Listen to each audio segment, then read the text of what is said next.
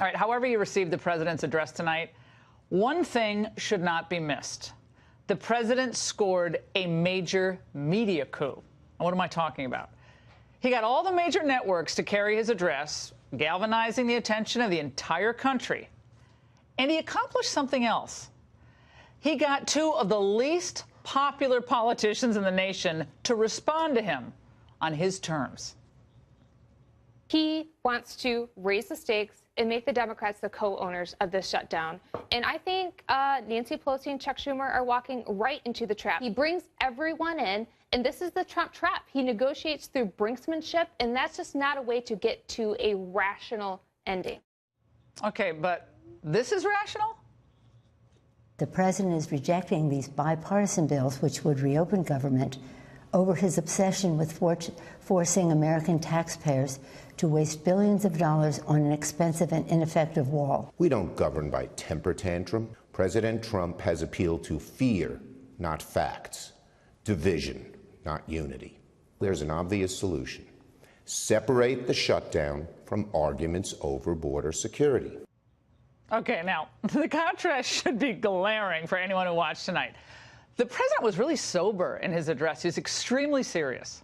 And he genuinely believes that a wall is needed as part of a larger border security policy. That's what he campaigned on. That's what he won on.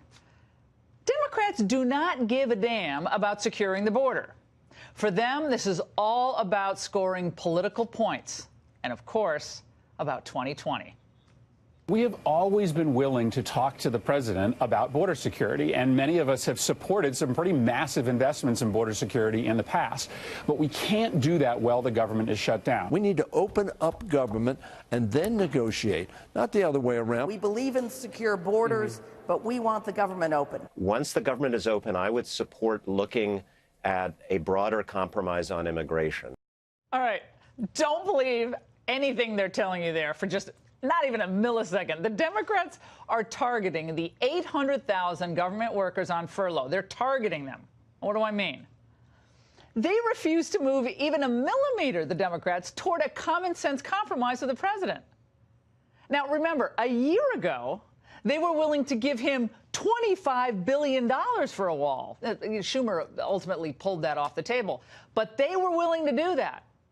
Now, today, they can't even come up with a measly $5 billion. Think of all the waste, fraud, and abuse in this town that they could trim away to get that $5 billion. We'll talk about that in a bit. The president has shown a willingness to compromise. You heard it tonight. In a funding request to the Senate Appropriations Committee this week, the president asked for items that are also important to Democrats. He alluded to this tonight.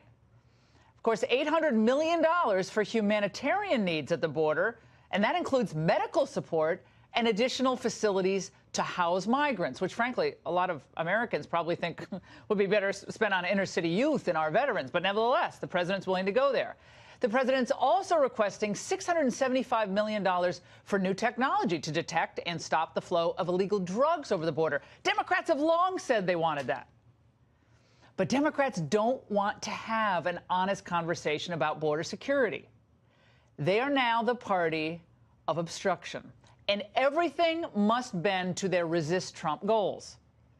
The Hill reports that their latest strategy is to jam up the Senate by refusing to consider any legislation until the government is reopened. This could not be business as usual, that we shut down a quarter of the government and just leave it shut down. It's an incompetent strategy. Now, just to give you a sense of how dogmatic, how rabid, and how fanatical this resistance to Trump has become, look no further than the Democrats who voted against considering a bill to support Israel earlier today.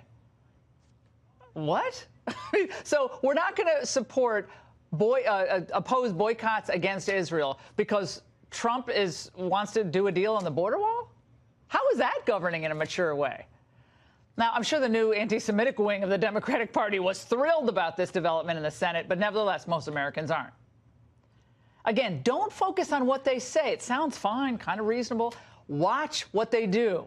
The Democrats want this shutdown to go on as long as possible to divide as many Republicans from the president as they can. They want to peel one off after another.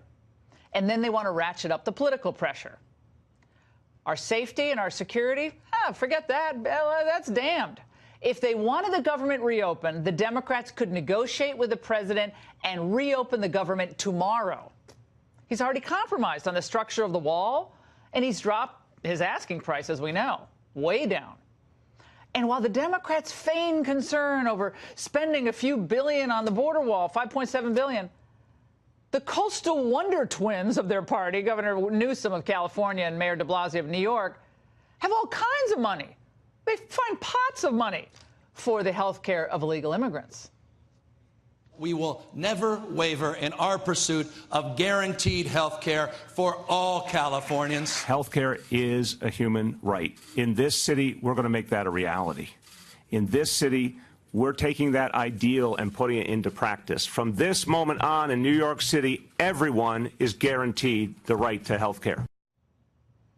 Well, they have no problem finding all that money falling from the sky to spend on the well-being and health of illegal aliens.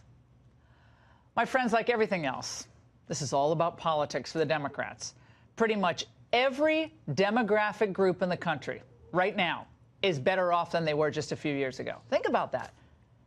But the Democrats, they don't have any answer to that. It's not like they're going to go out there and argue, okay, we're going to offer these three policies, and they're going to raise your standard of living to a higher level than President Trump has been able to do.